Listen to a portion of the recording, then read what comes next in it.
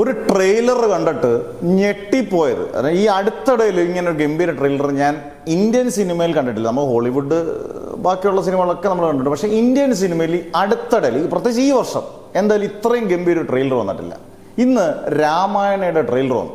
നമ്മൾ ഈ മുത്തച്ഛി കഥകളിലും പണ്ട് നമ്മളൊക്കെ 90s കിഡും ഒക്കെ ബാലരമ അമർ ചിത്രകഥയും ബാക്കിയുള്ളതൊക്കെ വായിച്ച് നമ്മൾ രാമായണത്തിൻ്റെ കുറച്ച് ഭാഗങ്ങളൊക്കെ എന്തെങ്കിലുമൊക്കെ കേട്ടിട്ടുള്ളവരൊക്കെ ഭയങ്കരമായിട്ട് അതൊരു വിഷ്വൽ ഒരു മാജിക്ക് നമുക്ക് ഒരു മൊബൈലോ ലാപ്ടോപ്പിലോ ഒക്കെ കാണുമ്പോൾ തന്നെ നമ്മളിങ്ങനെ അന്തം വിട്ടിരിക്കുന്ന രീതിയിൽ വിഷ്വലി ഒരു രക്ഷയില്ലാത്ത ബാക്ക്ഗ്രൗണ്ട് സ്കോർ, സിനിമാറ്റോഗ്രഫി എല്ലാം VFX എല്ലാം അടിപൊളിയായിട്ട് ചെയ്തേക്കുന്നെന്ന് നമുക്ക് ഇപ്പം തന്നെ ഫീൽ ചെയ്യും രാമായണ.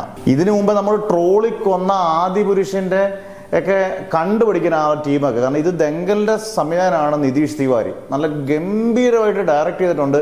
കാസ്റ്റിംഗ് കാണുമ്പോൾ അറിയാം ഈ ട്രെയിലറിന്റെ ക്വാളിറ്റി. കാരണം കാസ്റ്റിംഗ് ആരാണ്? രൺബീർ കപൂർ ആണ് രാമനായിട്ട്, സായി പല്ലവിയാണ് സീതയായിട്ട്, രാവണനായിട്ട് നമ്മുടെ യാഷ് KGFന്റെ റോക്കി ബായ് യാഷ് ആണ് രാവണനായിട്ട്. അന്നേരം തന്നെ ആലോചിക്കാമല്ലോ എൻ്റെ കാസ്റ്റിങ്ങിൻ്റെ മികവൊക്കെ. നല്ല സൂപ്പർ കാസ്റ്റിംഗ്.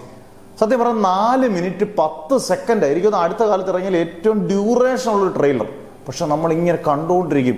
ഇത് തിയേറ്ററിൽ ഈ പറഞ്ഞ പോലെ IMAX പോലുള്ളടത്തൊക്കെ കാണാൻ നോളന്റെ ഒഡീസിയുടെ ഒന്നും 10-1 പോലും വരത്തില്ലെങ്കിൽ പോലും നമ്മുടെ ഇന്ത്യയിലൊരു ഐതിഹ്യം ഇത്രയും സൂപ്പറായിട്ട് രാമായണം നമ്മൾ എങ്ങനെ കാണാൻ വിചാരിക്കുന്നു അതുപോലെ രസമായിട്ട് എടുത്തു വെച്ചിട്ടുണ്ട് ട്രെയിലറിൻ്റെ ഒരു 10-1 നമുക്ക് ഉറപ്പായിട്ട് തിയേറ്ററിൽ കിട്ടിയാൽ ഇത് ബോക്സ് ഓഫീസ് മിന്നിക്കും എന്നുള്ള സംശയമില്ല. നമുക്ക് എന്തായാലും ഒരു വിഷ്വൽ ട്രീറ്റും ബാക്കിയുള്ള എല്ലാം സൂപ്പറാണ്.